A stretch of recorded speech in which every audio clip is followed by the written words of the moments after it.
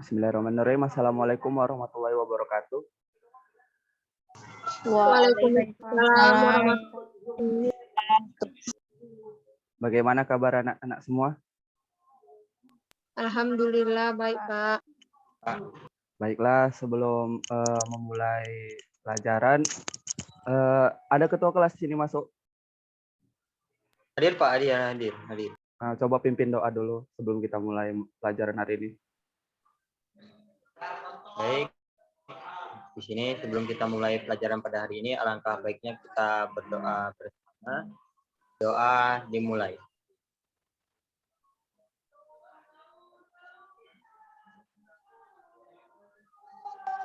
Baik, doa selesai. Selanjutnya saya kembalikan kepada Bapak. Ya, terima kasih kepada Teddy. Selanjutnya, apakah hari ini semua hadir, Ted? Hadir Pak, tapi ada beberapa yang terkendala oleh jaringan. Oh, tolong nanti didata itu ya. Nanti pas akhir pembelajaran tolong kasih ke saya daftar absennya. Baik Pak, baik. Baiklah, hari ini kita akan masuki pelajaran tentang sel.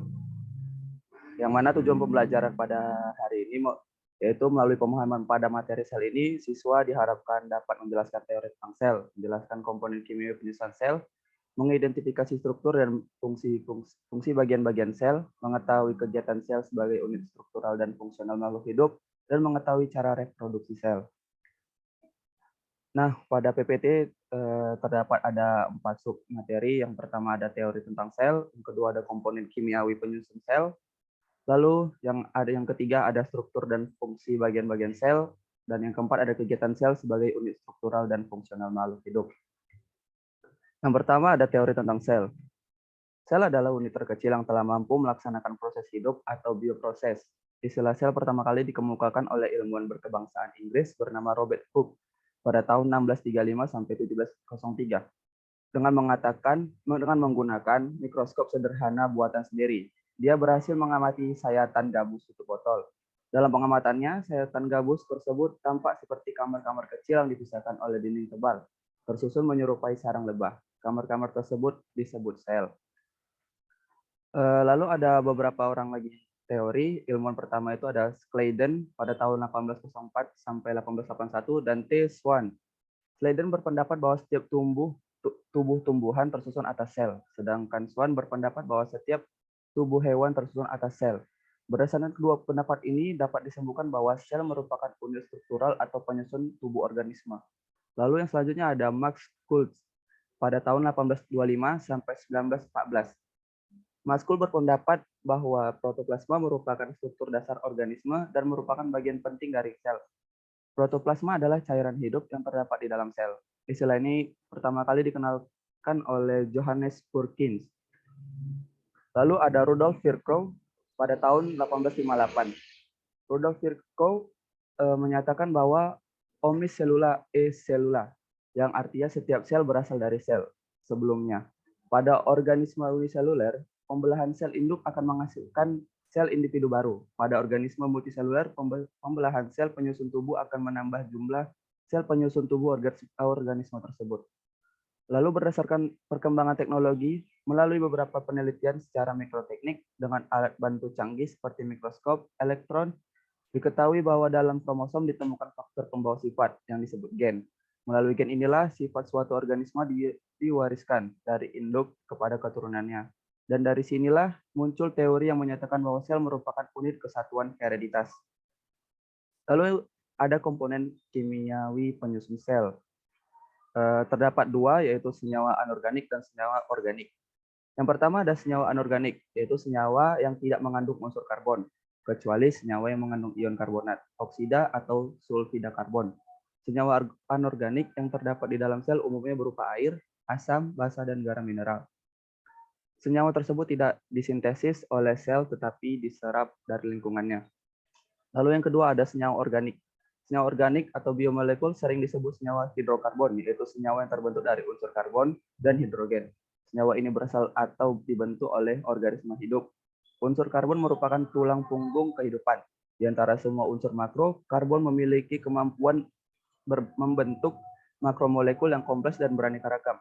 Keanekaragaman molekul yang dibentuk oleh karbon ini telah memungkinkan keanekaragaman organisme yang berevolusi di bumi.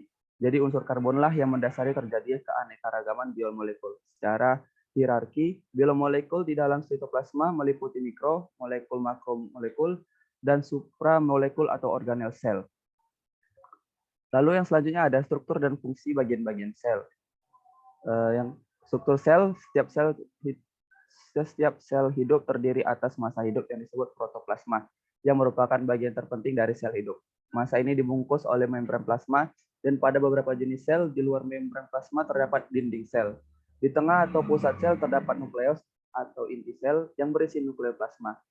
Berdasarkan struktur nukleus atau karionnya, sel dibedakan atas sel prokariot dan sel eukariot. Sel prokariot adalah sel yang belum memiliki nukleus. Sel-sel prokariot memiliki ciri antara lain materi genetiknya terkonsentrasi pada nukleoid yang tidak terlindungi oleh membran inti.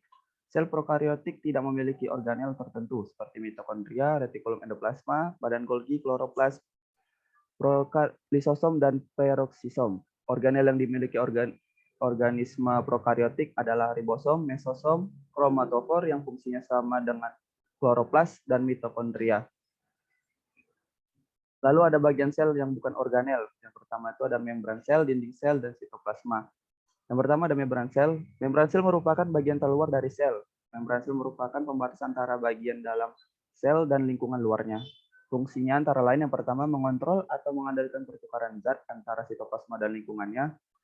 Terus yang kedua ada sebagai reseptor atau penerima rangsang dari luar. Lalu yang ketiga ada sebagai pelindung sel agar isi sel tidak keluar meninggalkan sel. Dan yang keempat ada mengontrol zat-zat yang akan masuk maupun yang akan keluar meninggalkan sitoplasma. Lalu ada dinding sel. Dinding sel merupakan lapisan terluar dari sel dan hanya ditemukan pada sel tumbuhan. Ketebalannya berkisar 0,1 nanometer. Bagian ini merupakan salah satu ciri yang membedakan dengan sel hewan.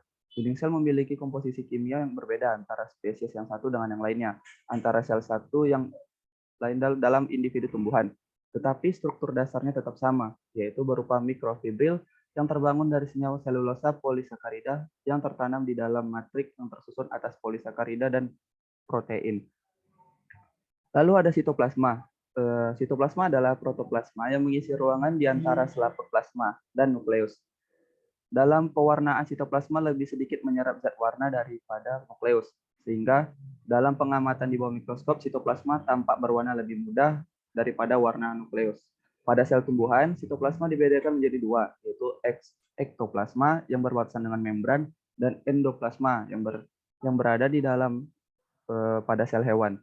Ektoplasma merupakan selaput plasma itu sendiri dan endoplasma adalah cairan di sebelah di dalamnya. Ektoplasma tampak lebih jernih dan kompak daripada endoplasma. Lalu ada nukleus. Nukleus atau inti sel biasanya berbentuk bundar atau oval. Terletak di sekitar bagian tengah sel, struktur yang merupakan pusat pengendali seluruh kegiatan sel ini. Memiliki dua rangkap membran nukleus sebagai pembatas terhadap sitoplasma yang ada di sekelilingnya. Membran ini tersusun dari lipoprotein yang sama seperti membran plasma, serta memiliki pori-pori yang memungkinkan beberapa macam substansi dapat melintasinya, baik dari dalam nukleus ke sitoplasma maupun sebaliknya. Lalu ada ribosom. Ribosom merupakan suatu partikel nukleoprotein, yaitu senyawa protein dengan molekul asam ribonukleat atau RNA pada sel-sel eukariotik. Setiap ribosom memiliki diameter berukuran sekitar 20 nanometer, sedangkan pada sel-sel prokariotik ukurannya lebih kecil. Sebagian organel ini melekat pada membran retikulum endoplasma, membentuk kelompok-kelompok yang disebut polisom.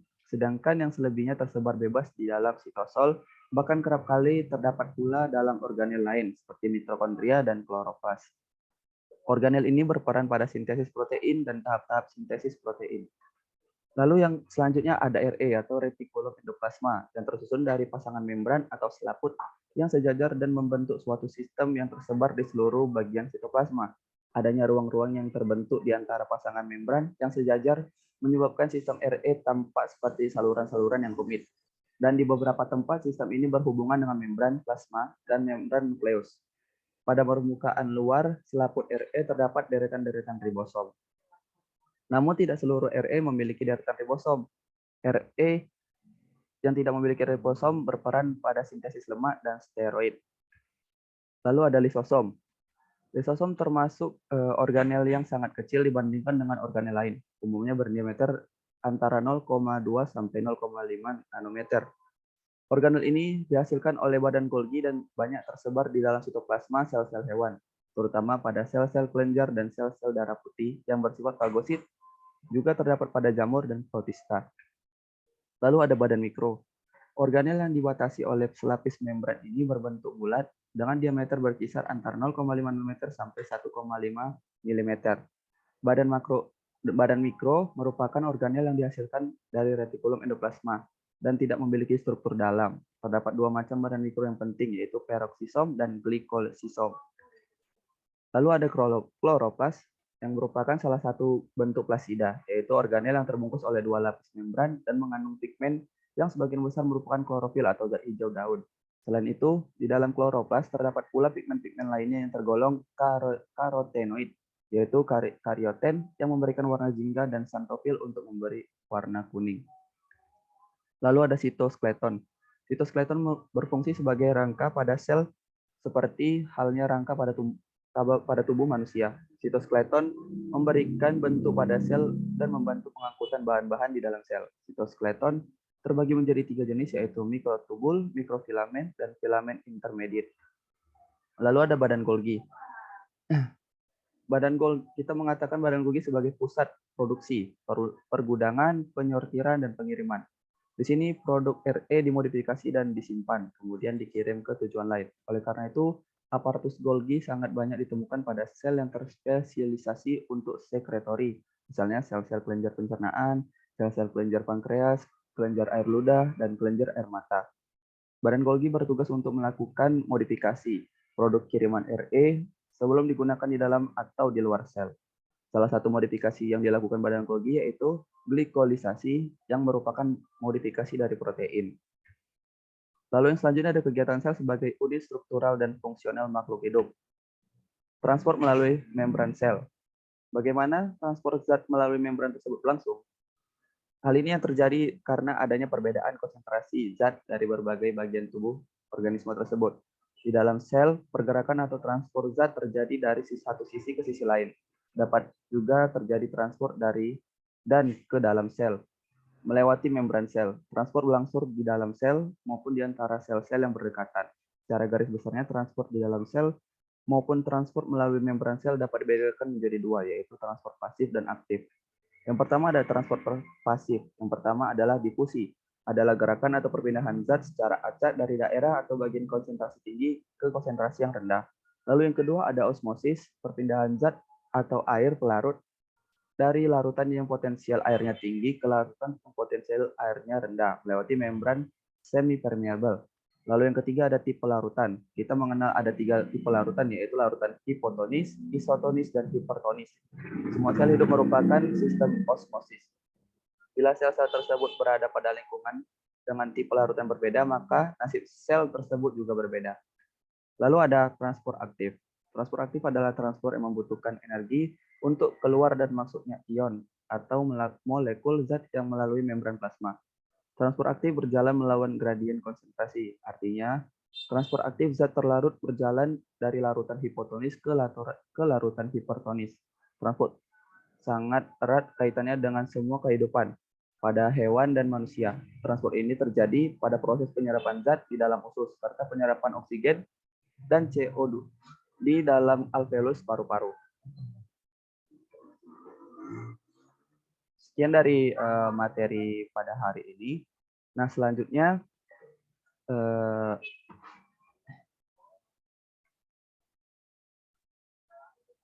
yang telah saya berikan, kan ada soal yang telah saya berikan kepada kalian di dalam grup WA, yaitu yang mana terdapat 5 soal yang akan kalian diskusikan terhadap sesama kawan kalian. Sebelumnya saya akan membuat dulu breakout room untuk tempat kalian diskusi. Nah, nanti saya akan memberikan waktu diskusi selama 15 menit selagi menunggu juga ada azan.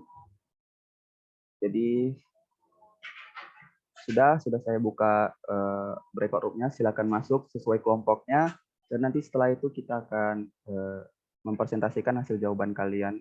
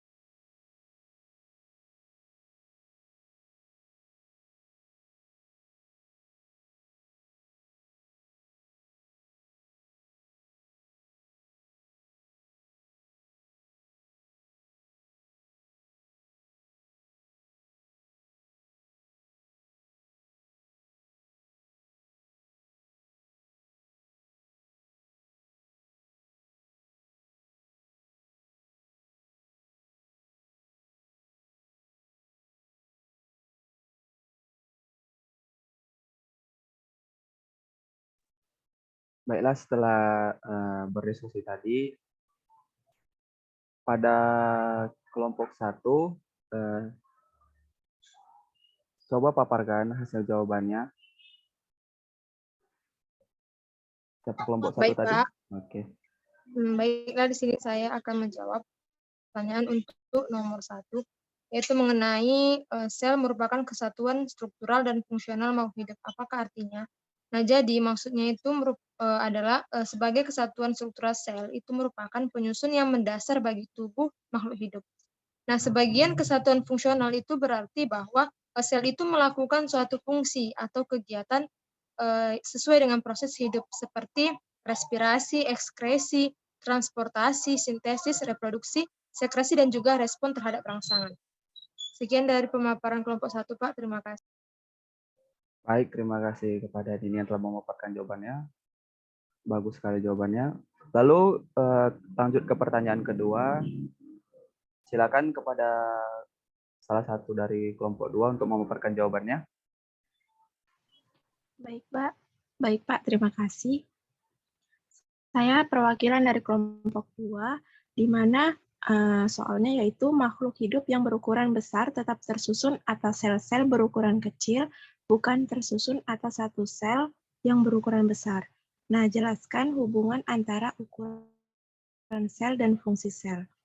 Jadi, struktur sel dan fungsi-fungsinya secara menakjubkan hampir serupa untuk semua organisme. Namun, jalur evolusi yang ditempuh oleh masing-masing golongan besar organisme atau regnum juga memiliki kekhususan sendiri-sendiri. Baik, Pak, sekian jawaban dari kelompok 2. Saya kembalikan kepada Bapak. Baik, terima kasih kepada Saudari Hasni yang telah memaparkan jawaban dari kelompok 2. Lanjut ke pertanyaan ketiga. Siapa perwakilan pertanyaan dari kelompok 3? Ya, Pak. Ya, silakan kepada Teddy. Nah, jadi hasil kesimpulan yang saya dapat yaitu sel eukariotik adalah sel yang mempunyai membran inti sel, sedangkan sel prokariotik adalah sel yang tidak mempunyai membran inti. Begitu, Pak. Ya, bagus. Bagus sekali. Lalu disambung ke kelompok 4 untuk menjawab pertanyaan nomor 4.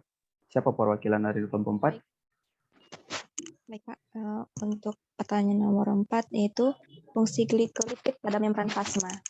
Karbohidrat yang berkaitan dengan lemak atau glikolipid merupakan struktur penting dari membran sel. Selain itu, glikolipid menyusun struktur antigen golongan darah yang dapat menimbulkan reaksi imunologis.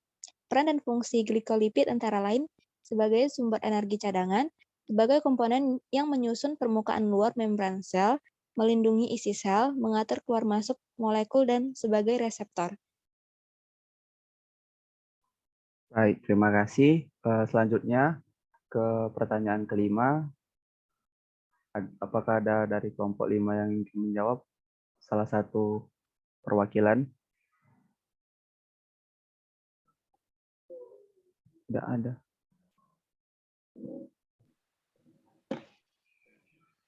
Kemana ini? Kelompok 5? Boleh saya menjawab untuk pertanyaan kelompok 5. Mungkin kelompok 5 sedang ada masalah jaringan. Baik. Karena jadi kesimpulannya itu karena molekul seperti glukosa atau asam amino tidak bisa melewati membran semi permeabel dengan transport aktif atau difusi atau osmosis, supaya bisa lewat maka diperlukan energi pengaktifan atau ATP melibatkan ion Na, K, dan protein kontransfer agar zat tersebut bisa melewati membran. Itulah yang disebut transport aktif, gitu, Pak. Baik, terima kasih kepada saudara Teddy yang telah memaparkan jawaban nomor 5 juga. Baiklah, setelah berakhirnya tadi pertanyaan dari kelompok 5, berakhir juga materi kita untuk hari ini dan pembelajaran hari ini. Lalu untuk besok, untuk hari ini tolong kerjakan resume tentang materi hari ini, nanti akan diupload ke Google Classroom. Lalu sebelum menutup, marilah kita ucapkan lafaz hamdalah. Alhamdulillahirrahmanirrahim. Amin. Baiklah, saya sudahi. Wassalamualaikum warahmatullahi wabarakatuh. Waalaikumsalam warahmatullahi wabarakatuh. Terima kasih semuanya ya.